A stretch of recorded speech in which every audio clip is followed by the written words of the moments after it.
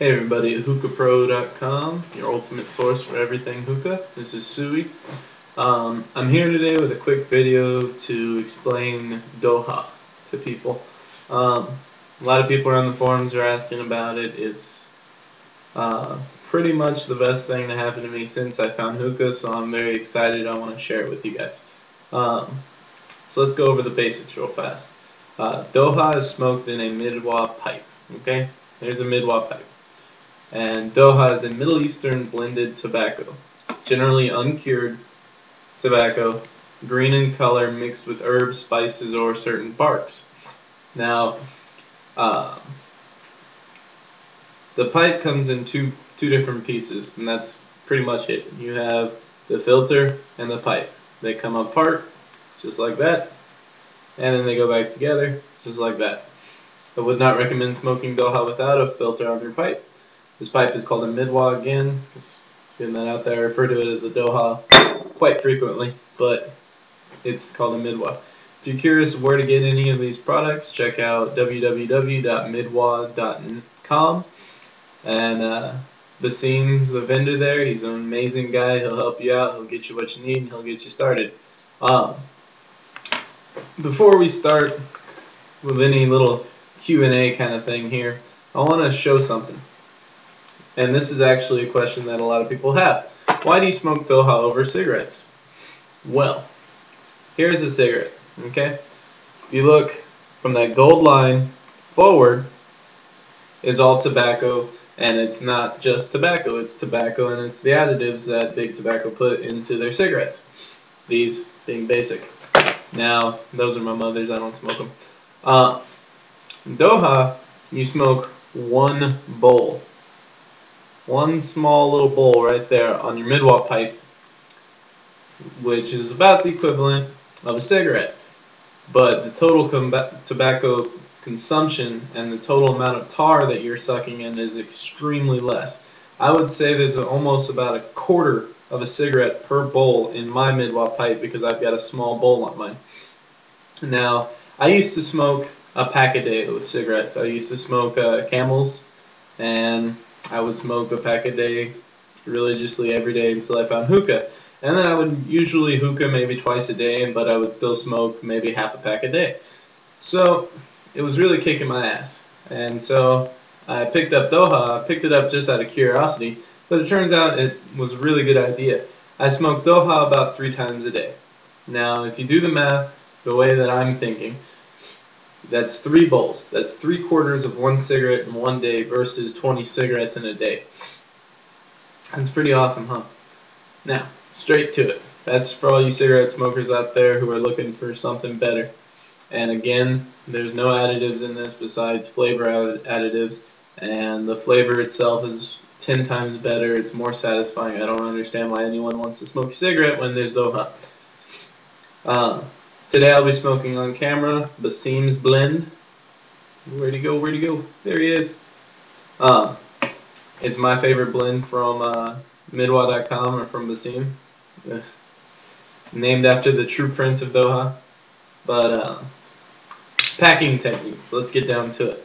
My bowl has a very small intake hole. The hole inside of the bowl is very small. So I can do a very light gravity pack, which is just sprinkling it in or scooping it in. And I don't have to pack mine down. I don't really have to pack it, I just have to fill it. And I can go ahead and smoke no problem. Granted, if you do it this way, you're not going to get as long of a smoke. But keep in mind that smoking through a midwah pipe, you're not going to get more than 10 puffs out of the pipe any given time. I mean, it's just not going to happen. So few people do like to pack their bowls because they like to, they believe it gives smoother, more richer flavor, which may be true. I personally smoke Dokha for convenience, for flavor, and for not smoking cigarettes, hooray. So I don't really care.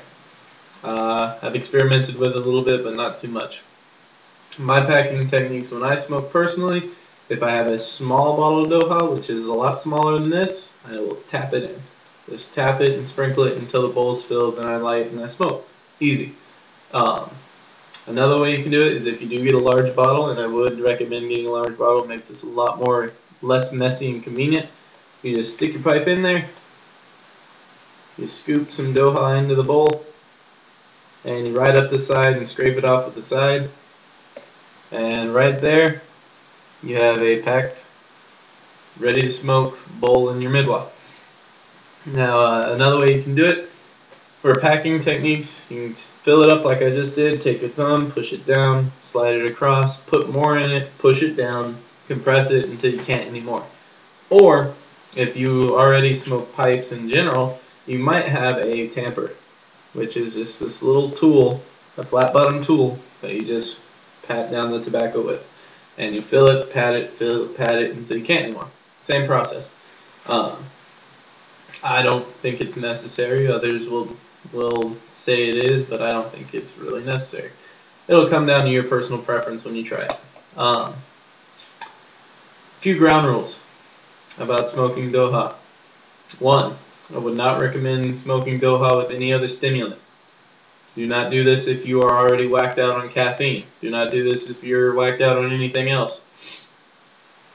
And don't do this right after a hookah session because you might be thinking you're getting that good old buzz, but you're really just putting too much nicotine in your system that you could probably take at one time. Another ground rule that I'm going to make up, don't bring a hot blend to work. I made the mistake of going on break at my work, and I work with machines. I'm a baker, very hot machines, may I add. And I brought a hot blend, the Persian blend, to work with me, and I smoked it on break. I come back into work, and I can barely understand what the hell I'm doing. So it's a good idea if you take this to work, bring a medium to cold blend or warm to cold blend, and you'll be fine. I smoke the Seams blend religiously at work because it's got the perfect balance of strength, of flavor, harshness. It's perfect in my opinion. Those are the ground rules. Oh, one more very important one. Be hydrated, drink water, of course, just like any other high nicotine smoking, and be sitting down. And if you do it while standing, make sure you put it on YouTube so I can laugh at you. I'm going to smoke some, show you guys how I like to smoke it. I smoke it generally just like a cigarette, except for I hold it in for a little bit and then I exhale. I'll tell you why here in a second.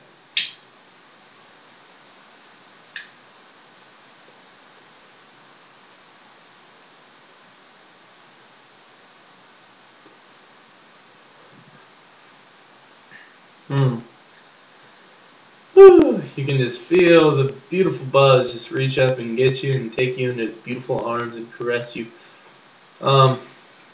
After that one puff, I'm already lightheaded. I'm trying not to move my head too fast, but that's really hard for me. And lost train of thought. Nice. Why inhale and hold it in? The hotter blends tend to be harsher on the way out than they are on the way in. So you hold them in your lungs a little bit longer, and then you exhale slowly. Slowly. Another thing, do not cough while smoking. Try your best not to cough. If you feel yourself, if you have a sore throat, your lungs aren't, you're new to smoking, take it slow, take it easy, enjoy it. Don't sit there and chief it and then cough your brains out because this smoke will hurt very bad if you cough with it in your lungs. And that's pretty much it for that. Now, for anyone who hasn't tried this yet, I cannot stress how much you have to try this. If you smoke anything that you want to slow down with a little bit, pick up some Dokha because you'll smoke less overall, but you'll be more satisfied. Like I said, I can smoke one bowl and go great for about 8 hours, and I have no need for nicotine.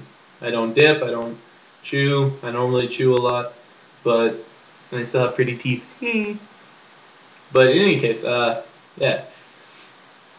It'll get you more satisfied, get you off of cancer-causing death sticks of chemical-induced awesome sauce, which aren't really that awesome, sad to say. So, this is Suey from hookahpro.com. Peace and love, everybody. I'm going to give you one more puff, and then I'm out of here.